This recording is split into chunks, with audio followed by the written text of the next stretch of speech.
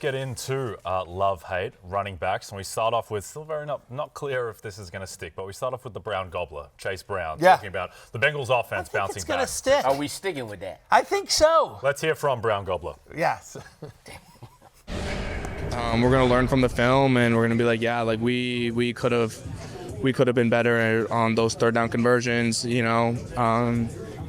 I could have pressed my track more. I could have caught that ball on third down. You know what I mean? Just little things like that are huge when it comes down to the next play call and the flow of this offense. So we'll be better next week, and yeah, that's kind of what I'm focused on right now. I just want to get back at practice and be better. Did it feel to get the first good to get the first touchdown of the year? Yeah, first touchdown always feels good. Now let's get more. There you have it. The Brown Gobbler, Chase Brown, speaking to reporters in front of his locker, looking fresh, looking relaxed. He's my number 8 running back this week, as you see there on your screen, and he makes the love list because you sit there and go like, wow, Brown Gobbler looked, fresh and healthy and relaxed. And yet the reason I bring that up is because here, Lawrence and Jay, right here is the entire list of Cincinnati running backs that recorded at least one carry, just one carry against the Browns. Here's the entire list. Chase Brown, that's the list.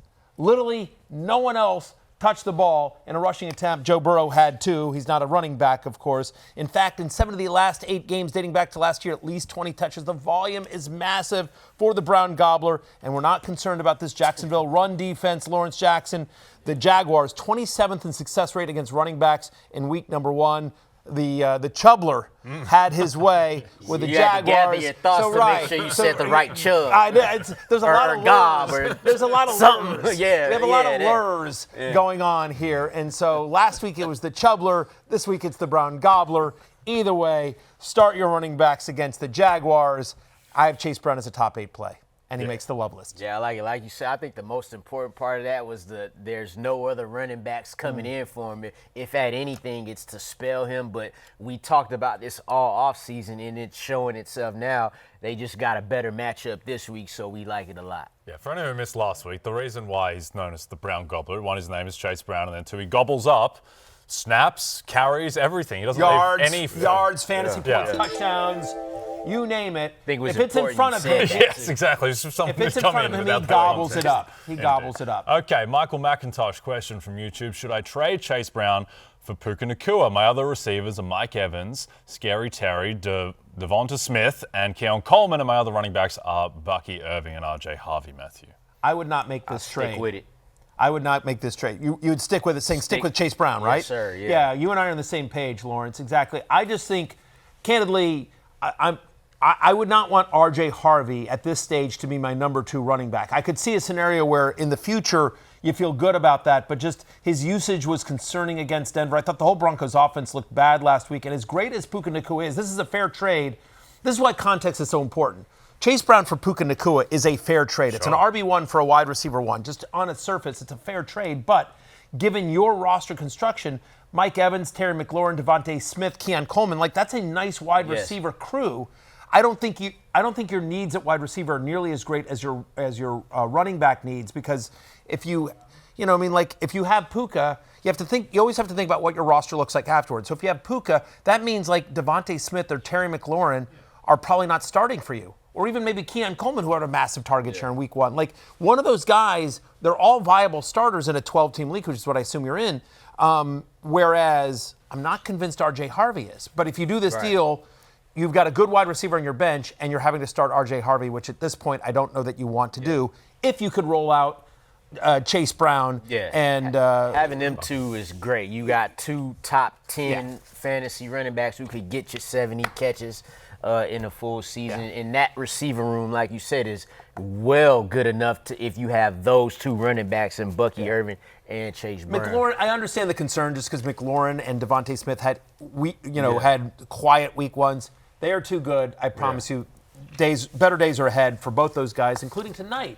Terry McLaurin against the Packers. Indeed. Okay. My selection for the running back love list is Jordan Mason, who gets the Yes. Falcons this week. The Vikings are 3.5-point favorites. And I just think that Jordan Mason, firstly, the Vikings... That's moved, right? It opened at 4.5. So it's starting to move, which I think it's kind of funny because it was 4.5 was the look ahead. Vikings favored. Vikings win. Falcons lose. Line moves towards the Falcons anyway because the market didn't love what it saw out of J.J. McCarthy overall, even though the second half was promising. I love, though, what I saw out of Jordan Mason. And it didn't feel like the offense really just got on the rails until he got in there. He looked like the more explosive running back compared to Aaron Jones. Aaron Jones is going to give you more in the passing game overall, but I think this is a favorable matchup. I know the Falcons' defensive line was fine against Tampa, but I don't trust this run defense going forward that much. And I think that Mason should have a good game. Yeah, and I think it's more to your point where Jordan Mason just sort of gave him that pop in the running game. We saw with Aaron Jones. Aaron Jones still got it. You saw him catch the touchdown pass, so he's definitely going to be good in that sense. But they brought in Jordan Mason for a reason,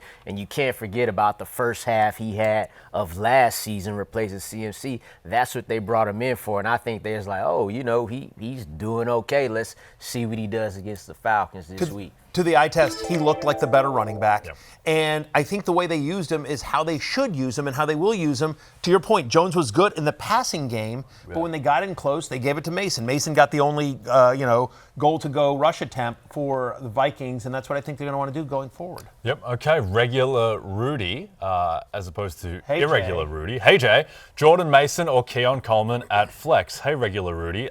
This is a good question, but I think I would go Jordan Mason because I feel more confident in the workload. Keon Coleman, who I know had a great game, I just think that was such a weird game, Matthew, and it was such an outlier, and so much came out of structure that I just trust more in Jordan Mason's consistency. And in the fourth quarter, by the way. I mean, when they were making this crazy comeback, a lot of Keon Coleman's production, and specifically his target share, came in the fourth quarter. We like Keon Coleman here, but I agree with you. The guaranteed workload of Jordan Mason, you didn't ask my opinion, but I agree with Jay Gunn. Yes. The chat has been asking for us to bring back Jay Gunn. Yeah, 100%. Oh, this is a good question from Johnny Dangerly. When Jay is the moderator, does he not wear a hoodie? I believe it's technically host. It's not like you keeping us from Is this debating. Crossfire? Yeah, right. No, Matthew. Guys, this is Jay. Guys. No. Bring it back. Or you're out of order. Yeah. Right. It's my turn. Yeah. Yes. No, I like to change it up from time to time. Matthew and I are filming something afterwards. And Believe it or not, someone has asked Jay and I to endorse their product. Yes.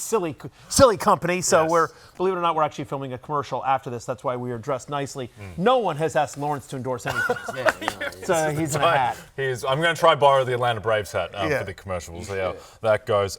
Matthew, Kyron Williams next up, who had a brutal matchup against the Texans, who might have the best defense in football in week one. Now gets a Tennessee matchup that is a bit more favorable, and they got gashed on the ground by Denver. Yeah, they gave him 133 rushing yards to running backs in week number one. That was tied for the fourth most. So Kyron Williams comes in at number 9. I'm in an RB1 this week. He makes the love list. We talk about volume, right? So Chase Brown saw every running back carry for the Cincinnati Bengals. Kyron Williams saw 90% of the Rams' running back touches in week one. He played 91% of the snaps. So again, just running backs with massive workloads. They are true RB1s. They're in my top 10. It's worth noting that the Rams are the third biggest favorites in week 2. They're favored by 5.5 points. So we expect them to be up against Tennessee, running, instilling their will against the Titans. Wow. Tighten down. Yes, tighten down. Lawrence, I thought Matthew Stafford looked phenomenal against the Texans, just in terms of how spry that he was. I think that bodes well for Kyron Williams, that offense going forward. Especially when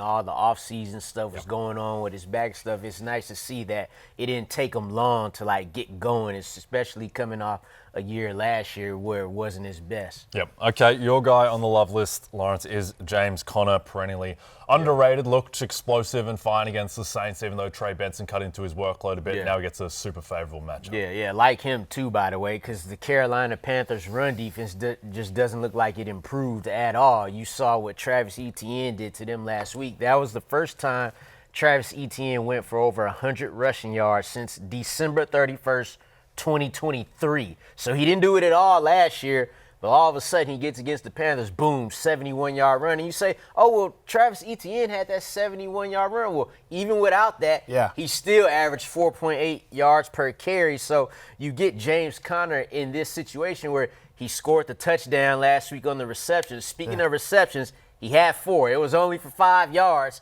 but he still had the 16 touches. He's still the lead back in this Cardinals backfield. Yeah, I completely agree that the Jamesler. No.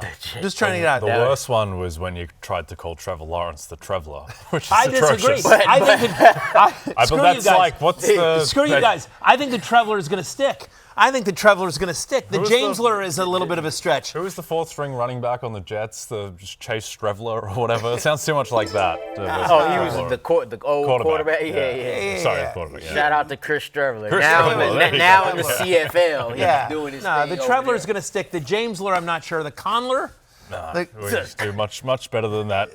Let's go to Ryan Oswald's question. Listen, I agree. It's worth noting that in week number 1, the Carolina Panthers, this is just another stat that tells you what Lawrence just did. Panthers gave up 6.3 yards per carry. They gave up 200 rushing yards. And they were bad last year as well, so I'd make them the favorite to be the worst rushing defense in the NFL. Ryan Oswald's question, should I trade Kyren Williams and Hollywood Brown or Connor and Pearsall for Gibbs, half PPR? Okay, so what is the package that you would prefer? I would prefer, boy, that's a good one. I think I would. To trade away? To trade away? I'm not sure. I think if I had to pick one of those packages, I think I would pick Connor and Pearsall. Yeah. To trade away. To trade away. Yes. I'm not sure I'm doing either of those trades, but Connor, we have concerns of, obviously there's always injury concerns with James Conner, and there are also concerns with Trey Benson cutting into his workload. Then you think about Ricky Pearsall, great week 1. We believe in Ricky Pearsall, but Brock Purdy's already banged up. What happens to his target share when Juwan Jennings and George Kittle are fully healthy? There's just Hollywood Brown, I think, he's got a limited shelf life, because at some point Rashee Rice and Xavier Worthy are going to come back. But Kyren Williams, the difference between Jahmyr Gibbs and Kyren Williams isn't Hollywood Brown, I don't think. Yeah. So it's a little confused. I don't know that I would do I don't know. Honestly, I think I think Kyren Williams and James Conner, Hollywood Brown and Ricky Pearsall that's pretty good foursome. Yeah. I don't know that I'm trading. I mean, I love Gibbs, obviously. Tough week 1, but still, whatever. A little confused by the syntax of the question and exactly what it's posing as a package. But if it is, in terms of 2 packages to choose from to trade for Gibbs, I agree. I think you're keeping the Kyren Williams package over the Gibbs, but Connor and Pearsall, I think I would do that for Gibbs. The person who he's trading with is probably saying, hey, either give me Connor and Pearsall or Kyren Williams and Hollywood Brown. So I think that's the deal. If I was going to do it, I would. Mac Jones? Yeah, I I'm mean, a little concerned about the Mac Jones, who's never played with Ricky Pearsall. No, I just think in terms of, I think the key to that deal is the running backs. The difference between, I think there is a much bigger difference between Kyren Williams and James Conner than there is Ricky Pearsall and Hollywood Brown. Would be my argument in terms of you think about where they went in draft. So the key to that trade right there is running backs, and so you'd rather keep Kyren Williams than James Conner. If you're trying to improve your running backs, right, which you are, and Jahmyr Gibbs, so Jahmyr Gibbs and Kyren Williams, that would be something. That'd be something. Then you're like, whatever, I'll figure it out at wide receiver. Exactly right. So in that particular case, you've got Hollywood Brown, but I assume him and Pearsall aren't your 1 and 2s. So I assume you have a decent wide receiver that's better than either of those guys. So yeah, that's the deal. That's the deal you make. Okay, let's get to others receiving votes. Headlined by one of the stories of Week 1, the great rejuvenated Javonte Williams, Matthew. We keep talking about volume. 17 of the 22 running back touches that the Cowboys had went to Javonte Williams. He got 100% of the goal line rushes. Giants, by the way, allowed the 5th most fantasy points to running backs in week number 1. How about Dylan Sampson's? Worth noting that the Browns are 11.5-point dogs in week 2. They should have to throw a lot against the Ravens, and Dylan Sampson had a 19% target share. No running back was targeted on more of his routes in week 1 than Dylan Sampson. I think we're still a couple of weeks away from seeing a significant role for Quinshon Judkins. And finally, you heard Lawrence talk about James Conner, also mentioned that he liked Trey Benson. Well, Lawrence, Trey Benson does make the others receiving votes list. He played 34% of the snaps in week 1. That's higher than all but one game last year. We've already talked about how vulnerable this Panthers rushing defense is. We think both guys can eat for the Cardinals. Hey, it's Matthew Berry from NBCSports.com and RotoWorld.com, and I want to thank you so much for watching whatever it is you just watched, or if nothing else, being too lazy to click out of the autoplay after this video started, after whatever it is you actually wanted to watch finished. But now that you're here, I'd like to take a moment here to ask you respectfully now, okay? I'm asking you respectfully to subscribe to the NFL on NBC YouTube channel. You'll get the latest Roto-World fantasy news headlines, all sorts of great shows, including my own Fantasy Football Happy Hour. So go subscribe now. Again, I'm asking respectfully.